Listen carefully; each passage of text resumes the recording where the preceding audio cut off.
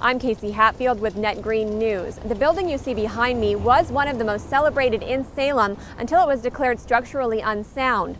A new study suggests bacteria are rapidly breaking down oil in the Gulf of Mexico. Our food system is reportedly responsible for a third of global greenhouse gas emissions. Lawmakers say getting Oregon's economy back on track is a huge priority. Some say the answer could be in creating more green jobs. The turbines are located directly above this penthouse apartment, so architects say it was extremely important that noise and vibration be kept to a minimum. This is Chumbe Island, a small island off the coast of Zanzibar. It's home to one of the most pristine coral reefs in the world.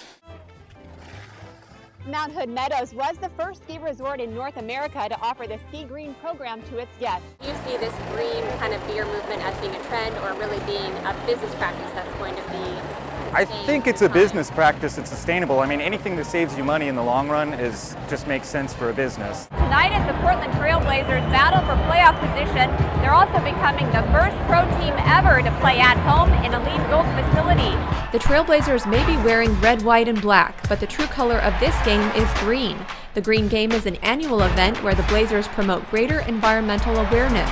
Portland has always been viewed and continues to be viewed as the greenest city in America. And for us to be able to do something that supports that concept, I think is great. Before the game, the Trailblazers' home, the Rose Garden, was awarded LEED Gold status in a special ceremony. I think it's going to continue to inspire our team and our organization to even push harder. U.S. Green Building Council Vice President Scott Horst calls the achievement a major milestone in the greening of sports. I think what it'll do is help other sports arenas see that they can make a big impact because they have a connection to an audience that's very difficult to get in other ways. For a building this size, achieving LEED Gold is no small feat. The Rose Garden had to undergo a number of efficiency improvements.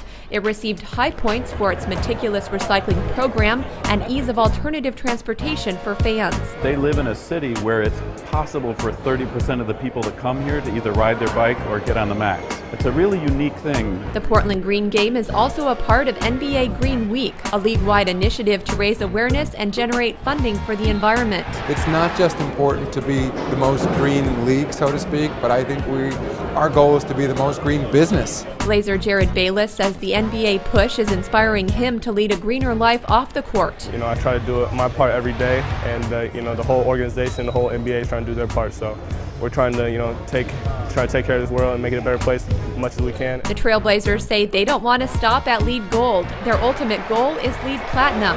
Horst says if other teams do the same, the positive impacts could be huge. If sustainability can't be fun, it's not going to work, right? And this is one of the coolest connections to fun and sustainability that you're going to find. Here at the Rose Garden, they've replaced all their trash cans with recycling compost units like this. The Trailblazers already divert about 60% of their waste annually from local landfills. Reporting for Net Green News, I'm Casey Hatfield. This is Mount Kilimanjaro. At over 19,000 feet, many call it the roof of Africa.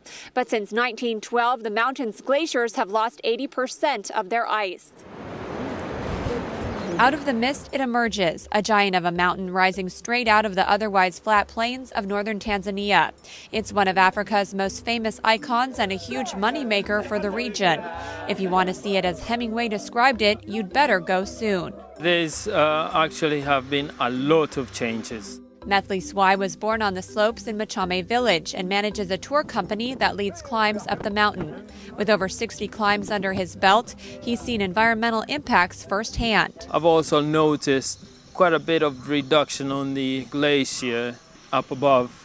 Some scientists say at the current rate, the snowcap could disappear entirely as soon as 2022. I've done some of the research and all the blame goes on to the wind patterns or the rain patterns and not much on the global warming, but I'm not convinced. Here is a photo of Kilimanjaro in 1912. Here it is today. Regardless of the cause, one thing is certain. The loss of the snowcap could have devastating impacts on the local economy if tourists decide to take their money elsewhere.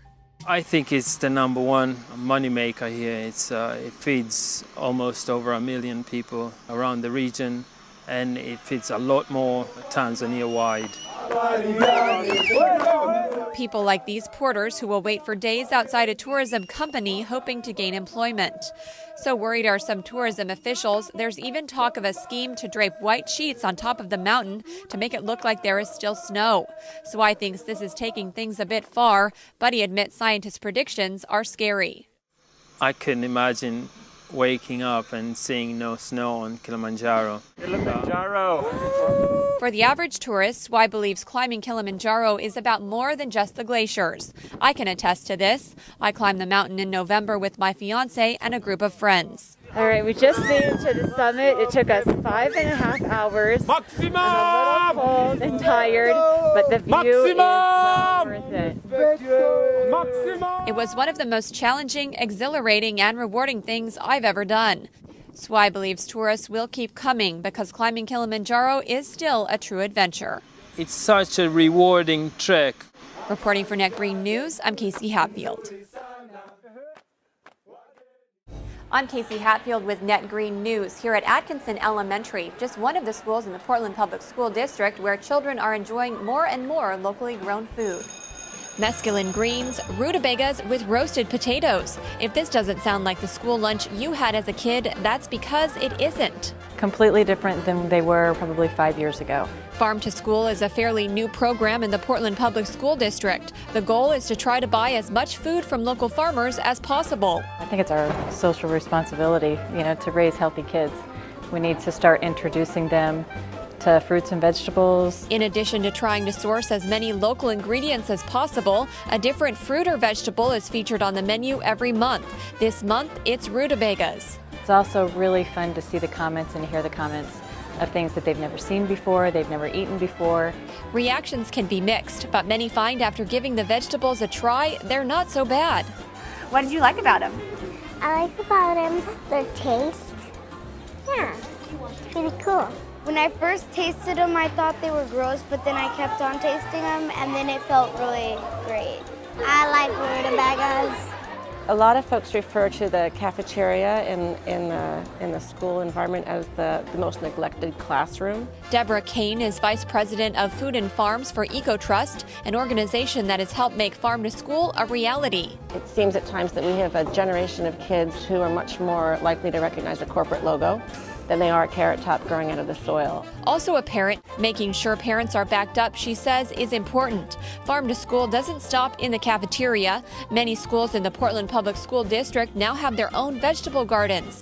One of the program's goals is to integrate healthy eating and nutrition into school curriculum. It's also about making sure that teachers feel empowered to talk about food and agriculture and nutrition issues, even if they're teaching a math class. One thing to see it, it's another thing to eat it, experience, to grow it. It's about thinking outside of the school lunchbox and helping kids develop lifelong healthy eating habits. The message seems to be catching on. Do you think it's important to eat your vegetables? Yeah. Why? Because it makes you healthy. There is an effort underway to replace styrofoam trays with permanent ones like this. Portland Public Schools hopes to phase it in district-wide starting next year. I'm Casey Hatfield, and here are today's top stories on Net Green News. California has approved a license for the nation's first large-scale solar thermal power plant in 2 decades. The 250-megawatt Beacon Solar Energy project will be built on the western edge of the Mojave Desert. Developers are racing to license solar power plants and start construction before the end of the year. That's when federal incentives run out. Flame retardants and pesticides have been found in the blood of bald eagle nestlings. Researchers collected blood samples of the birds from the Great Lakes region. The toxins are likely being ingested via their food. Experts say this finding has broader implications about the time it takes for those chemicals to break down. And the city of San Francisco is doing what it can to protect consumers from greenwashing. The city has published what it's calling the SF-approved list. The website lists over 1,000 products that do not emit greenhouse gases. San Francisco has required its municipal departments to buy products that meet strict environmental guidelines since 2005. For Net Green News, I'm Casey Hatfield.